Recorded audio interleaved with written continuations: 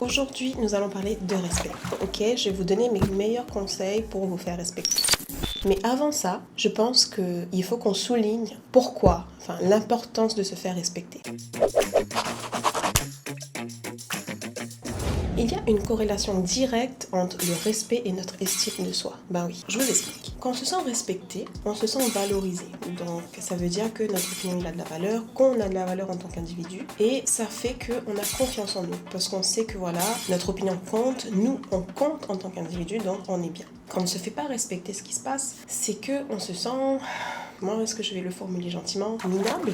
Et quand on se sent minable, ce qui va se passer, c'est que ça va affecter notre confiance en nous. Et à ce moment-là, ça peut créer de la frustration qui va engendrer à son tour des habitudes destructeurs envers nous-mêmes.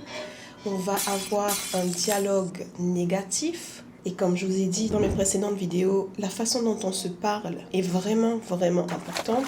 Donc une personne qui ne se sent pas respectée, elle va se parler mal, elle va avoir des pensées négatives envers elle-même. Cela peut engendrer de la faim émotionnelle, ça peut aller très loin, vous voyez. C'est pour ça qu'il est vraiment important en tant qu'individu qu'on se sente respecté, qu'on se sente valorisé à notre juste valeur. Donc maintenant, avant d'aller dans le vif du sujet de comment se faire respecter, je pense qu'il est encore une fois très important de souligner que pour moi, qu'il y a deux types de respect. Alors, vous avez le respect qui est obtenu à travers la peur et vous avez le respect qui est obtenu à travers l'admiration. Donc, la peur, l'admiration.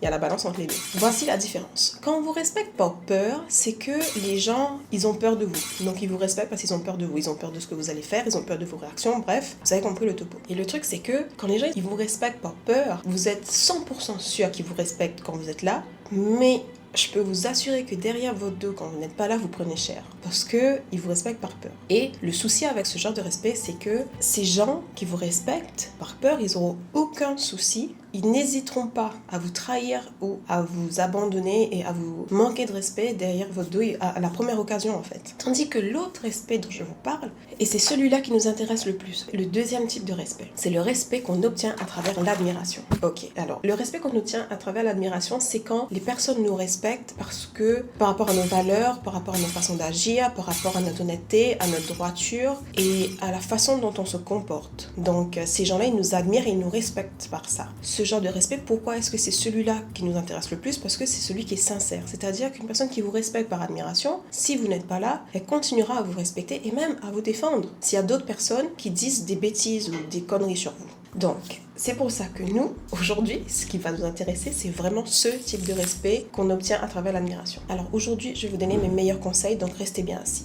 Alors, conseil numéro 1, n'ayez pas peur de rester fidèle à vous-même. Je m'explique. Pour le dire le plus honnêtement possible et le plus, on va dire, le plus cru possible, c'est, ce que je veux vous dire, c'est ne soyez pas une toupie. Donc moi, j'appelle ce genre de personnes une toupie parce que on ne sait jamais, en fait, où est-ce qu'elles vont tourner, vous voyez. Je vous donne un exemple très concret. Si vous avez vu mes précédentes vidéos, vous savez qu'avant, j'étais en CDI. Et que pendant la période post-Covid, les conditions de travail étaient devenues pas terribles. Vraiment, c'était un peu difficile. Donc, ce qui fait que, vu que les conditions étaient devenues très difficiles, les employés, mes collègues et moi, on se réunissait de temps en temps pour se plaindre vraiment des patrons. Vous voyez un peu le scénario là. Donc, c'est vraiment pour casser du sucre sur le dos. Bref, on avait une collègue en particulier, je vais pas citer de nom, qui à chaque fois qu'on se réunissait, c'était elle, on va dire, la plus révoltée de nous tous, ok? Donc, elle disait des choses style oui, non, mais moi c'est bon, j'en ai ras le... Vous voyez, c'est la goutte d'eau cette fois-ci, je vais pas me laisser faire, la prochaine réunion je leur dis, moi je leur rentre dedans, plus rien à faire, j'en ai marre de ce job, de toute façon je vais démissionner, plus rien à faire, c'est bon. Donc à chaque rencontre, elle était dans ce genre d'énergie et c'était les paroles qu'elle proférait. Et puis, bizarrement, arrivé le moment de la réunion, parce qu'on avait une réunion je pense toutes les semaines, tous les lundis, alors elle était douce comme un agneau. Donc c'était le jour et la nuit. Et vous savez c'est quoi le plus drôle? C'est que parfois, parce que je déteste ça moi, les gens qui n'ont pas une seule figure, j'appelle ça.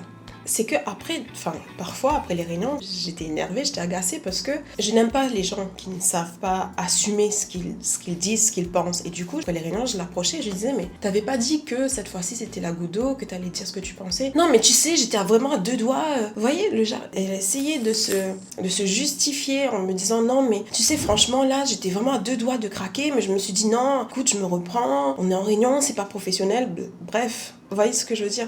Donc, elle allait jamais jusqu'au bout, en fait. Du coup, moi, je l'appelais la toupie. Donc, dans la vie, il y a des gens comme ça, qui sont des toupies. C'est parce que ils veulent tellement se faire aimer de tout le monde et se faire apprécier, qu'ils finissent par faire la toupie. Et que, en fait, ces gens-là, on ne sait pas vraiment qui ils sont, on connaît pas vraiment leur personnalité, vu que, ils en ont une différente. C'est comme le jeu de cette famille, en fait. C'est le jeu des 7 personnalités. C'est-à-dire que devant le patron, elle aura une personnalité, avec nous, les collègues, elle aura une personnalité. Peut-être qu'avec ses amis, elle en a une autre, peut-être qu'avec sa famille elle en a une autre, je sais pas. Mais on va dire que c'est difficile de respecter ce genre de personne. Par exemple, moi je ne la respectais pas par rapport à ça. Et plusieurs de mes collègues non plus, on la respectait pas par rapport à ça. Donc c'est pour ça que je vous dis, n'ayez pas peur de rester fidèle à vous-même. C'est sûr, vous plairez pas à tout le monde, c'est sûr, mais ce que je peux vous assurer, c'est que les gens à qui vous plairez, ils vous respecteront. Et ce sera sincère, et ce sera même pas par peur ou quoi que ce soit. Donc, arrive un moment, je pense qu'il faut choisir, est-ce que vous voulez être aimé de tout le monde et peut-être pas respecté de tout le monde, ou être respecté et ne pas aimer de tout le monde. Ça, c'est votre choix, mais c'est mon premier conseil. Conseil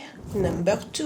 Alors, le conseil numéro 2, il est un peu particulier, parce que il faut bien prendre le temps de le comprendre. Mon conseil numéro 2, c'est ne vous laissez pas marcher sur les pieds et remettez les gens à leur place. C'est 2 choses. Alors, ne vous laissez pas marcher sur les pieds et remettez les gens à leur place. Maintenant, pourquoi est-ce qu'il faut bien le comprendre? Parce que quand je dis ça, je vous dis pas de vous embrouiller avec tout le monde, ok? Donc, il y a une façon de remettre les gens à leur place et il y a une façon de ne pas se laisser marcher sur les pieds. Le piège dans ce conseil, c'est que parfois, quand on se sent pas respecté, on est sous le coup de l'émotion, de la colère, de la frustration et ça peut arriver que notre retour est agressif. Donc, encore une fois, je tiens à dire que ne pas vous laisser marcher sur les pieds et remettre les gens à sa place ne veut en aucun cas dire être agressif, rabaisser, humilier les gens, ok? Donc, voici comment remettre les gens à leur place. C'est une façon pour vous de montrer que vous avez des barrières, des boundaries, ok? Et les boundaries, c'est super important parce que ça donne un guide aux gens autour de vous de comment vous traiter. C'est un manuel, on va dire. Si vous n'avez pas de boundaries, de barrières, ça veut dire que qui que ce soit peut vous traiter n'importe comment. Et ça, c'est dangereux. Donc, si vous voulez vous faire respecter, vous devez avoir des barrières et ne pas vous laisser faire. Je vous donne un exemple, je vous raconte une autre de mes histoires. On est en 2017, ok? On se ramène en 2017, c'était avant que je change de job et que j'aille dans le job précédent, enfin celui dont je vous parlais dans le premier conseil. Alors, en 2017, j'avais rejoint une agence de pub. J'adorais ce travail, c'était très intéressant. Et du coup, on avait une patronne, que je ne citerai pas le nom. La patronne était un peu edgy, comme on dit en anglais, ça veut dire nerveuse. Donc, il y avait des jours où ça allait, et il y avait des jours où ça n'allait pas. On ne pouvait jamais savoir en fait sur quel jour on allait tomber. Mais bref, durant une réunion avec toute l'équipe, ok, elle s'est mise à me crier dessus pour quelque chose que premièrement, c'était même pas de ma faute, ça n'avait rien à voir avec moi. Il y avait un projet qui était en retard. Le truc c'est que moi je suis dans un département et que pour que mon département il avance, il faut que je reçoive le travail de l'autre département. Mais dans la réunion, j'ai pas dit ça parce que je vais pas dire non mais c'est pas de ma faute, c'est eux ils tardent. Bref, du coup, elle cherchait je pense un bouc émissaire pour le retard sur ce projet et c'est tombé sur moi. J'étais la nouvelle, écoutez. Donc, j'étais très agacée, très frustrée. Et vous savez ce qui se passe à ce moment-là, vous savez pas où vous mettre en plus parce que voilà, vous êtes nouvelle dans un job, il y a tous vos collègues et la patronne elle est en train de vous gueuler dessus en fait. Donc, c'est un peu compliqué. Mais bon, ce que j'ai fait, c'est que je suis restée neutre, mais vraiment. Donc, j'ai vraiment rien dit, je suis restée neutre. J'ai pas répondu en fait, j'ai vraiment pas répondu. Je l'ai attendu finir. La réunion elle s'est mal passée pour moi en fait, mais je pense j'étais vraiment dans ma tête, j'étais Stacy. Ça va aller, c'est un incident, ça va aller, reste présente, reste là, ça va aller, reste calme. Donc ce qui s'est passé, c'est qu'après la réunion, je l'ai prise en aparté. Dès que la réunion réunion s'est terminée, les collègues elles étaient encore en train de se lever, je dis est-ce que je peux te parler 2 secondes? Donc on s'est mis en aparté et je lui ai dit tu sais déjà, il faut que tu saches que je n'ai aucun souci, mais alors là vraiment aucun souci à recevoir des critiques sur mon travail, au contraire, ça m'aide à m'améliorer et je suis reconnaissante d'en recevoir. Par contre, la façon dont tu t'es adressé à moi aujourd'hui, c'est pas passé. J'ai dit, je ne suis pas le genre de personne à manquer de respect à ses collègues, je suis une personne très professionnelle et j'attends la même courtoisie de la part de mes collaborateurs. Donc pour moi, ce comportement n'a pas sa place ici. Je lui ai dit, je ne sais pas si c'est habituel pour toi de faire ça, mais en tout cas pour moi, c'est inacceptable. Je lui ai dit ça comme ça de but en blanc. Et croyez-le ou non, son visage s'est décomposé et elle s'est confondue en excuses. Elle était rouge parce qu'elle était vraiment, je la voyais, vous voyez, elle était gênée, elle s'attendait vraiment pas à ce que je lui dise ça. Et ce que je peux vous dire, c'est que j'ai fait à peu près, j'ai fait 1 an et quelques mois là-bas. Ce n'est plus jamais arrivé. C'était la première et dernière fois qu'elle me manquait de respect comme ça. Donc, pourquoi est-ce que je vous ai donné cet exemple? C'est vraiment pour vous montrer, il y a plusieurs éléments dans cet exemple. En fait, le truc, c'est que l'alternative, c'est que j'aurais pu lui dire en pleine réunion, alors déjà, c'est pas de ma faute, c'est eux qui ont retardé, ils m'ont pas donné les éléments à temps, c'est pour ça qu'on est en retard, donc calme-toi et à la rigueur, essaie d'avoir toutes les infos avant de crier comme ça. Si j'avais fait ça, si j'avais eu cette réaction-là, ce qui se serait passé, c'est que elle allait se décomposer devant les gens, parce que je pense qu'elle était vraiment pas habituée à ce qu'on lui réponde, et elle allait perdre la face devant les autres collègues. En plus, les collègues que j'accusais, ils allaient prendre cher. Et du coup, moi, la nouvelle, ça allait pas être trop bien pour la suite de mon aventure là-bas. Et aussi, elle allait avoir quelque chose contre moi parce que elle saurait que voilà, je l'ai affiché devant tout le monde. Ça allait créer un malaise entre nous. Donc, ce que j'ai fait, c'est que je l'ai pris en aparté, c'est que ça, personne ne le savait. Je lui ai expliqué bien, respectueusement, comment est-ce que je voulais en quelque sorte être traitée. Donc, en prenant cette action-là, je lui ai montré que j'avais des boundaries et où est-ce qu'il s'arrêtait. C'est-à-dire que j'accepte la critique sur mon travail, constructive bien sûr, parce que je suis là pour m'améliorer, je suis là pour apprendre, ça j'ai aucun problème avec ça. Cependant, il y a une façon de me communiquer les critiques. Et voilà. Et du coup, avec juste cet exemple-là, juste ce moment-là, je savais, et c'était le cas, j'avais gagné son respect. Mon opinion comptait plus pour elle. Donc, quand elle avait des choses suite à ça, quand elle avait des projets et tout, elle n'hésitait jamais à venir me demander mon avis parce qu'elle savait que j'étais honnête. Ça lui a montré que... Parce que aussi, ce que vous devez savoir, c'est que j'aurais pu ne rien dire à la réunion, ne rien lui dire, et juste aller lui casser du sucre sur le dos avec les collègues. Chose que je n'ai pas faite. Je suis venue la voir avec le problème et je lui ai dit, voilà, moi je suis comme ça, j'aime être traitée comme ça. Donc voilà. C'est pour ça que je vous dis que vous devez savoir ne pas vous laisser marcher sur les pieds et remettre les gens à leur place. Et il y aura plein de situations où il y aura des gens qui vont...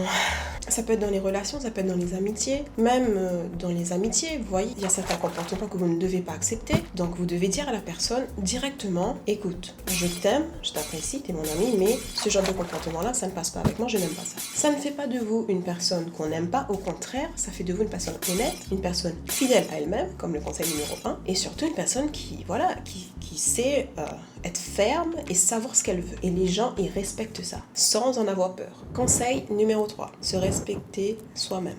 Donc, j'ai une question pour vous. Comment est-ce que vous voulez qu'une personne vous respecte si vous-même, vous ne vous respectez pas? C'est pareil comme comment est-ce que vous voulez que quelqu'un vous aime si vous n'arrivez pas à vous aimer? C'est un peu le même concept. Donc, ce qui est important là, c'est vraiment de vous dire, de réaliser que tout commence par vous, à l'intérieur de vous. Donc, déjà, si vous savez pas ce que ça veut dire se respecter, c'est tout à fait normal, c'est tout à fait ok, je vais vous aider. Donc, si vous cherchez sur internet, ce que vous trouverez, c'est se respecter veut dire avoir une estime de soi. Donc, pour la faire simple et la faire courte, en d'autres mots, se respecter, ça veut dire s'aimer. Et avoir une estime de soi et s'aimer, ça veut dire se prendre en considération, avoir de la considération envers soi-même, se valoriser soi-même et surtout ne pas avoir de dialogue négatif envers soi. Donc, je le dis dans, je pense, pratiquement toutes mes vidéos et je vais le redire encore une fois parce que c'est vraiment, vraiment important. La façon dont vous vous parlez, le dialogue que vous tenez, le dialogue interne que vous tenez envers vous-même,